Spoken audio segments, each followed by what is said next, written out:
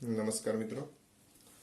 Polymer સંયોજનોમાં કેટલાક વિશેષ polymer જે છે એના અંગે આપણે આ લેક્ચરની અંદર ચર્ચા કરવી છે. તો કેટલાક વિશેષ પોલિમરો જે છે એના અંગે ચર્ચા કરીએ.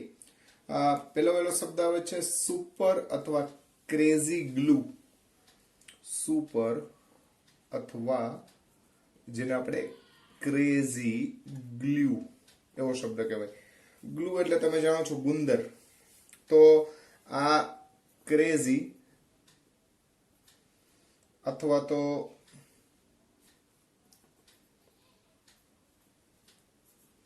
સુપર ગ્લુ એના અંગે આપણે ચર્ચા કરીએ. CH2 ડબલ બોન્ડ CH અહીંયા H નું વિસ્થાપન આપણે જે છે એ COOCH3 વડે કરી નાખીએ. તો મિત્રો આને કહેવામાં આવે આલ્ફા સાઇનો એક્રાઇલેટ. આલ્ફા સાઇનો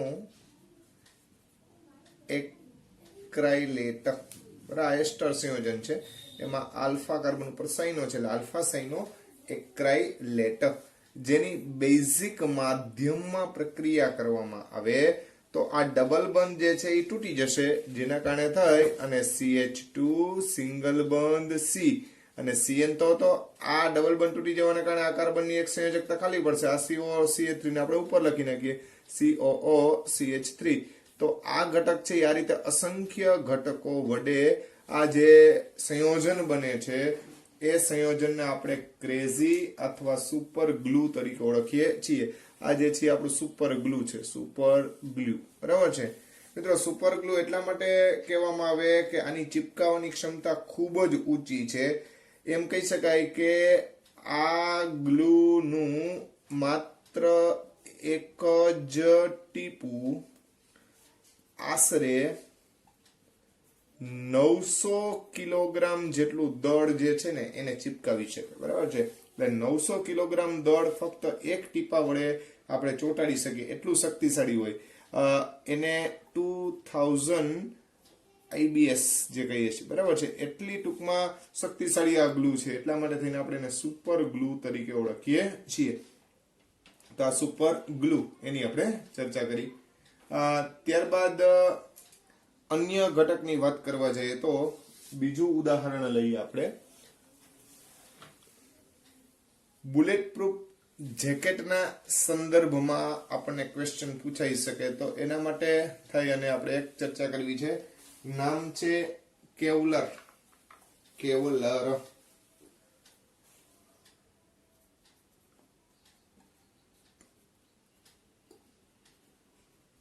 આ કેવલર શું છે તો કે આ પોલીએમાઇડ વર્ગનો પોલિમર છે. પોલીએમાઇડ વર્ગનો પોલિમર. પોલીએમાઇડ એટલે જેની અંદર CONH સમૂહ રહેલો હોય એને આપણે પોલીએમાઇડ વર્ગનો પોલિમર કહીએ છીએ. અહીંયા બે જુદા જુદા મોનોમર એકમો, એક તો ટરફથેલિક એસિડ અને બીજો જે છે એ છે 1,4-ડાયએમિનો બેન્ઝીન. તો આ બે જુદા જુદા ઘટકો ટરફથેલિક એસિડ એટલે બેન્ઝીન ચક્ર ઉપર પેરા સ્થાનમાં એકબીજામાં COOH સમૂહ આવેલા હોય, એની સાથે પેરા સ્થાનમાં જ એમિનો સમૂહ રહેલા હોય એવો થાય 1,4-ડાયએમિનો બેન્ઝીન. આ બંનેની સંઘનન પોલિમરાઇઝેશન પ્રક્રિયા થાય. સંઘનન પ્રક્રિયા થાય અને જે બંનેને કેવલર કહેવાય. આ કેવલર નું બંધારણ આપણે આ રીતે લખી શકીએ. C ડબલ બંધ O, પછી બેન્ઝીન ચક્ર આવશે મિત્રો. પછી બેન્ઝીન ચક્ર જે છે એના પછી આપણે CONH સમૂહ લખીએ. CONH એટલે આ CO અને આ NH. ફરીથી પાછું બેન્ઝીન ચક્ર જે છે એ આપણે રજૂ કરવાનું થાય. ફરીથી પાછો NH. આ રીતે અસંખ્ય ઘટકો જે છે એ એકબીજા હારે જોડાયા રાખે. તો આના N ઘટક લેવામાં આવે, આના પણ N ઘટક લેવામાં આવે. ટરફથેલિક એસિડ 1,4-ડાયએમિનો બેન્ઝીન એમાંથી જે બન્યો એને આપણે કેવલર તરીકે ઓળખીએ છીએ. આ કેવલર જે છે એ શું કામ કરે ભાઈ તો કે ખૂબ જ મજબૂત અને વજનમાં હલકા છે. વજનમાં હલકા છે અને મજબૂત ખૂબ જ છે, મજબૂત છે, બરાબર છે. જેથી કરી અને એનો ઉપયોગ જે છે એ બુલેટ પ્રૂફ. બુલેટ એટલે અહીંયા બુલેટ ગાડીની વાત નથી કરતા હો ભાઈ, બુલેટ એટલે ટૂંકમાં ગોળીની વાત કરીએ છીએ, બંદૂકની ગોળી. એટલે બુલેટ પ્રૂફ જેકેટ ની બનાવટ માટે કરવામાં આવે છે. એટલે બુલેટ પ્રૂફ જેકેટની બનાવટમાં તમને કોઈ પૂછે તો એનો જવાબ આવે કેવલર આવે. શું આવે? કેવલર. કે જે બુલેટ પ્રૂફ જેકેટ એની બનાવટ માટે એનો ઉપયોગ કરવામાં આવે છે. ત્યારબાદ નોમેક્સ કરીને છે. હા મિત્રો, આમાં થોડોક ફેરફાર છે. નોમેક્સ છે એ શું છે? આમાં કેમ બધા બે પેરાવાર આવ્યા? એમ જો બંને મેટા ઘટકો લેવામાં આવે અને ટરફથેલિક એસિડની જગ્યાએ આપણે મેટા ટરફથેલિક એસિડ લેવામાં આવે, મેટાથેલિક એસિડ લેવામાં આવે અને મેટા ડાયએમિનો બેન્ઝીન લેવામાં આવે તો એમાંથી જે બને છે એને નોમેક્સ કહેવાય. શું કહેવાય? નોમેક્સ. ફેર એટલો જ, બરાબર. એટલે કેવલરની જગ્યાએ બીજો એક શબ્દ આવે છે નોમેક્સ. નોમેક્સ. તો આ નોમેક્સ કેવી રીતે બને? તો મેં તમને પહેલા જ કીધું, મેટાથેલિક એસિડ અને મેટા ડાઈ એમિનો બેન્ઝીન. આ બંને ઘટકો જે છે એની સંઘનન પ્રક્રિયા કરવાની, જેથી કરી અને નોમેક્સ બની જાય. હવે મેટાથેલિક એસિડ એટલે ભાઈ ખબર જ છે, COOH કયા સ્થાનમાં રાખવાનું? મેટા સ્થાનમાં, બરાબર છે. અને એમિનોમાં પણ આ જ રીતના NH2 અને NH2 બે મેટા સ્થાનમાં રાખવાના. આ બંનેની સંઘનન પ્રક્રિયા કરો ભાઈ. સંઘનન પ્રક્રિયા થાય એટલે એકનો OH ને એકનો H કાઢવાનો અને આ રીતે બધાને જોડતા જવાના, તો જે બનશે એને નોમેક્સ કહેવાય. શું કહેવાય? નોમેક્સ. હવે આનો ઉપયોગ જે છે એ ફાઇટર જે છે, ફાઇટર એટલે આગ ઓલાવનાર વ્યક્તિઓ જે હોય એના પોશાકની બનાવટમાં ટૂંકમાં આ અગ્નિશમનનું જે કાર્ય કરતા હોય એ લોકો જે છે એને આગ સામે રક્ષણ આપે એના માટે આ પોલિમરના કાપડ જે છે એમાંથી કપડા બનાવવામાં આવે, જેથી કરી અને આગ લાગતી નથી. આવી જ વસ્તુ આવે છે લેક્સાન, બરાબર છે. તો ભાઈ આ લેક્સાન શું છે? તો કે ભાઈ પોલીકાર્બોનેટ છે. પોલીકાર્બોનેટ સંયોજન છે, અથવા એને પોલીએસ્ટર પણ કહેવાય. પોલીએસ્ટર સંયોજન, પોલીએસ્ટર. આગલા બે જોઈએ એ પોલીએમાઇડ હતા, બધામાં CO ને એને જ સમૂહ આવતો હતો, આમાં COO સમૂહ આવે એટલે એને આપણે પોલીએસ્ટર તરીકે ધ્યાનમાં લઈએ છીએ. એક આવે ડાયઇથાઇલ કાર્બોનેટ અને બીજું જે છે એ છે બિસ્ફિનોલ A. બિસ્ફિનોલ A, બરાબર. તો આ બે ઘટકો જે છે એનો ઉપયોગ કરી અને લેક્સાન બનાવવામાં આવે. હવે મિત્રો આ લેક્સાન છે એ પણ બુલેટ પ્રૂફ ઘટક તરીકે વર્તે, પણ બુલેટ પ્રૂફ કાચ એટલે કે વિન્ડો, બરાબર. એ બુલેટ પ્રૂફ વિન્ડો બનાવવા હોય તો એના માટે થઈ અને આ પ્રકારના લેક્સાન પ્રકારના જે ઘટકો છે એનો ઉપયોગ કરવામાં આવે. ખાસ કરીને વિમાન જે છે, વિમાનની વિન્ડો, બરાબર છે. એટલે વિમાનની જે બારીઓ હોય એ આવા લેક્સાન પ્રકારના પોલિમરમાંથી બનાવવામાં આવેલી હોય છે. અને રેસિંગ કાર જે હોય અથવા તો રેસમાં ભાગ લેતા હોય એ બધાના સેફટી હેલ્મેટ જે છે, હેલ્મેટ એ પણ આ લેક્સાનમાંથી બનાવવામાં આવે છે. ત્યારબાદ પછીનો જોઈએ તો થાયોકોલ. પછીનો ઘટક જે છે એ છે થાયોકોલ.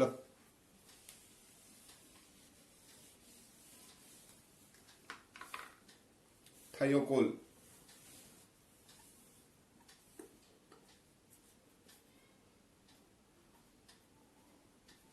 તો આ થાયોકોલ જે છે એ શેમાંથી બને? તો કે 1,2-ડાયક્લોરો ઇથિલિન, 1,2-ડાયક્લોરો ઇથિલિન અને સોડિયમ ટેટ્રાસલ્ફાઇડ તો Cl CH2CH2Cl વત્તા Na2S4 sodium tetra sulphide Na2S4 એની બેઝિક માધ્યમ એટલે મેગ્નેશિયમ હાઇડ્રોક્સાઇડ જે છે એની હાજરીમાં પ્રક્રિયા કરવામાં આવે તો પ્રક્રિયા થાય અને આ રીતની એક નિપજ મળે CH2 CH2 SSSS બરાબર છે આ રીતનું જે સંયોજન પ્રાપ્ત થાય જેને થાયોકોલ કહેવાય થાયોકોલ કહેવામાં આવે છે તો આ થાયોકોલ જે છે એ પણ અતિ મહત્વનો ઘટક છે કે જે આપણે કોની મદદથી બનાવી શકીએ તો કે ભાઈ 1,2 ડાઇક્લોરો ઇથિલિન અને સોડિયમ ટેટ્રા સલ્ફાઇડ એની મદદથી આપણે થાયોકોલનું નિર્માણ કરી શકીએ આ થાયોકોલને પોલીસલ્ફાઇડ રબર તરીકે પણ ઓળખવામાં આવે છે પોલીસલ્ફાઇડ રબર મિત્રો આ રબરની તણાવ શક્તિ કુદરતી રબર કરતા ઓછી છે પરંતુ એની ખનિજ તેલ અને ઓક્સિડેશન કરતા ઘટકો ખાસ કરીને ઓઝોન જે છે એના પ્રત્યે અસરકારકતા ઓછી છે માટે આ પોલીસલ્ફાઇડ રબર જે છે એ આવા જે કંઈ પણ ઉદ્યોગો છે ખાસ કરીને ખનિજ તેલના સંદર્ભમાં અથવા તો અન્ય જે કાર્બનિક દ્રાવકો જે છે એના ઉદ્યોગો હોય એમાં અતિ મહત્વના ઘટક તરીકે ઉપયોગમાં લઈ શકાય છે તો આ વાત થઈ થાયોકોલ ત્યાર પછી અન્ય ઘટકની વાત કરવા જાય તો મિત્રો આપણે નાયલોન 6 જે આપણે કેપ્રોલેક્ટમ માંથી જેની આપણે બનાવટ આવે છે તો કેપ્રોલેક્ટમની એક બનાવટ જે છે એને આપણે ધ્યાનમાં લઈ લઈએ તો કેપ્રોલેક્ટમ જે છે એને આપણે ધ્યાનમાં લઈએ કેપ્રોલેક્ટમ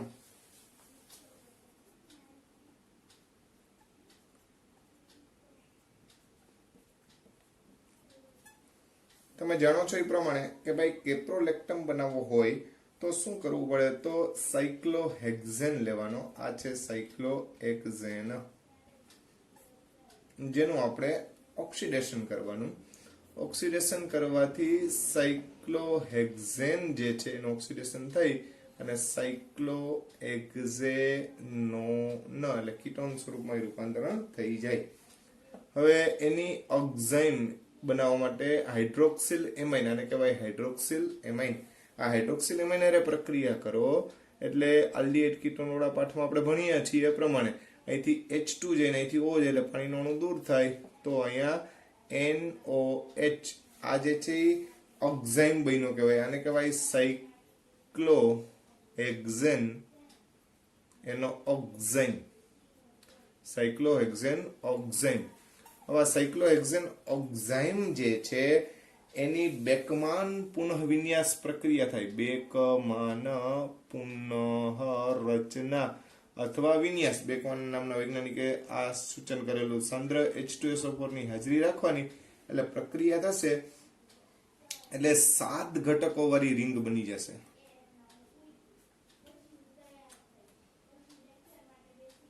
બરાબર તો આ રીતના 1 2 3 4 5 6 અને 7 ઘટક તો અહીંયા C ડબલ બંધ O થઈ જશે અને અહીંયા જે છે NH સભ્ય જે છે આવી જશે એટલે આ રીતના NH અને CO સમૂહ ધરાવતું લેક્ટમ સંયોજન બનશે આને આપણે કેપ્રોલેક્ટમ તરીકે ઓળખીએ છીએ અને મિત્રો જ્યારે આનું જળ વિભાજન કરો છો તમે જ્યારે આનું જળ વિભાજન આ બનાવટ થઈ ગઈ પણ જો તમે આનું જળ વિભાજન કરો તો બંધ તૂટે ત્યારે એને OH આપવાનો અને H આપવાનો એટલે આમાંથી આવું બનશે અહીંયા આ CH2 CH2 CH2 CH2 CH2 કેટલી વાર 5 વાર એટલે CH2 5 ટાઈમ્સ એક બાજુ NH2 આવે અને એક બાજુ આવે COOH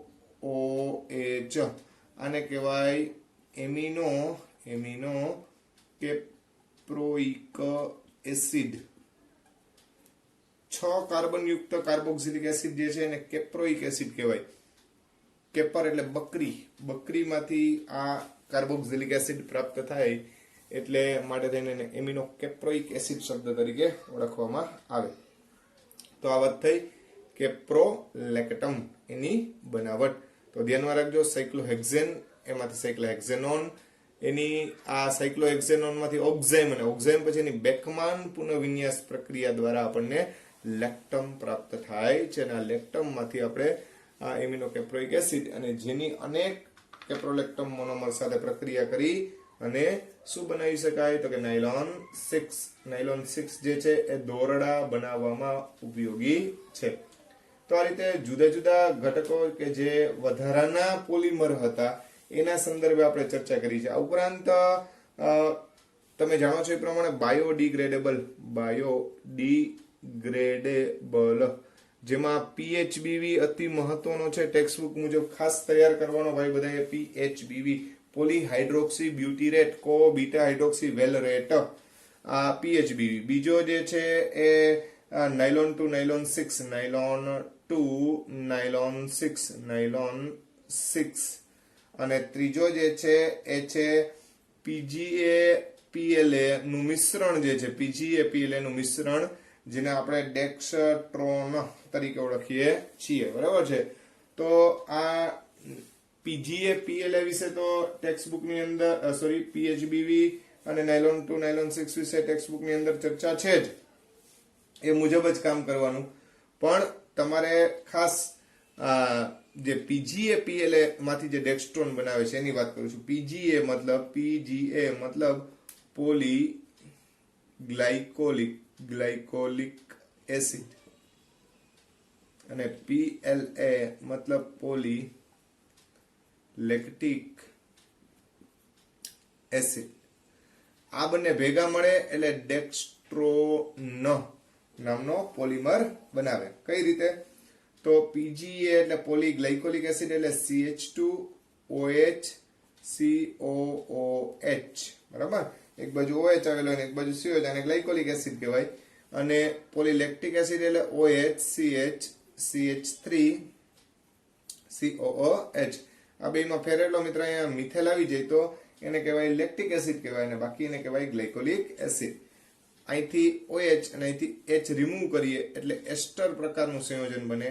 અહીંથી પણ એ જ રીતે OH, પછી CH2, અહીંયા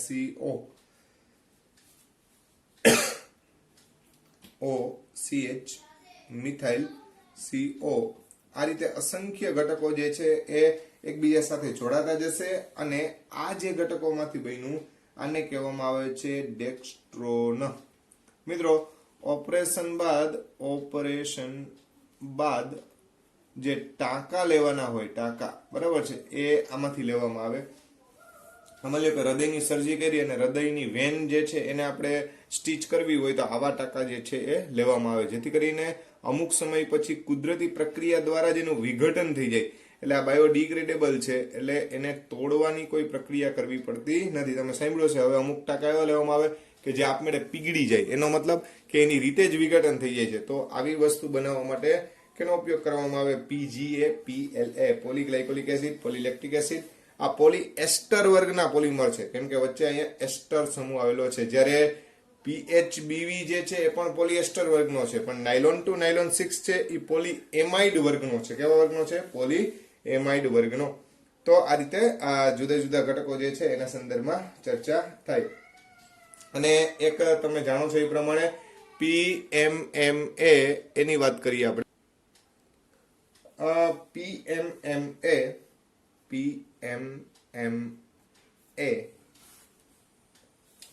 પોલીમિથાઇલ મિથાક્રાઇલેટ એની આપણે વાત કરીએ છીએ મિત્રો.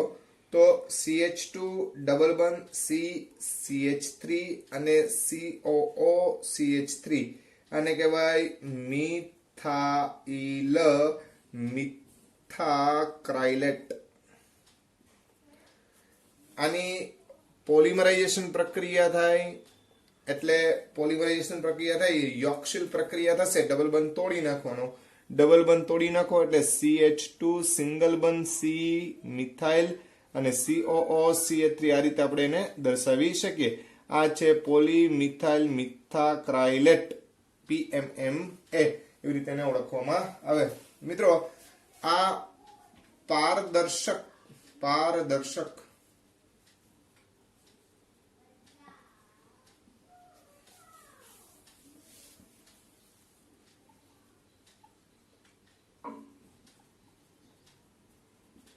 ગુણધર્મ ધરાવતો હોવાથી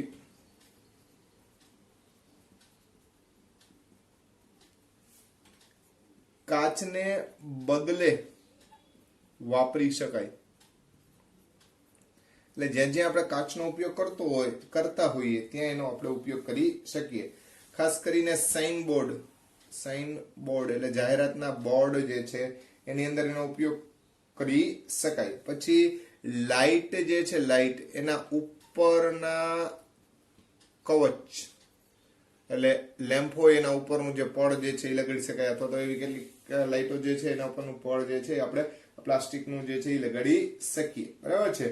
આ ઉપરાંત ટ્રાન્સપરન્ટ ડોમ સેટ જેને કહીએ, એટલે ઉપર રૂફ અથવા છાપરું જે કહીએ તો ટ્રાન્સપરન્ટ ડોમ્સ એની બનાવટમાં. પછી પ્લાસ્ટિક જ્વેલરી બરાબર છે, એની બનાવટમાં પણ આનો ઉપયોગ કરી શકાય. તો આવી રીતે આ પોલીમિથાઇલ મિથાક્રાઇલેટ એનો ઉપયોગ આવો લખી શકાય.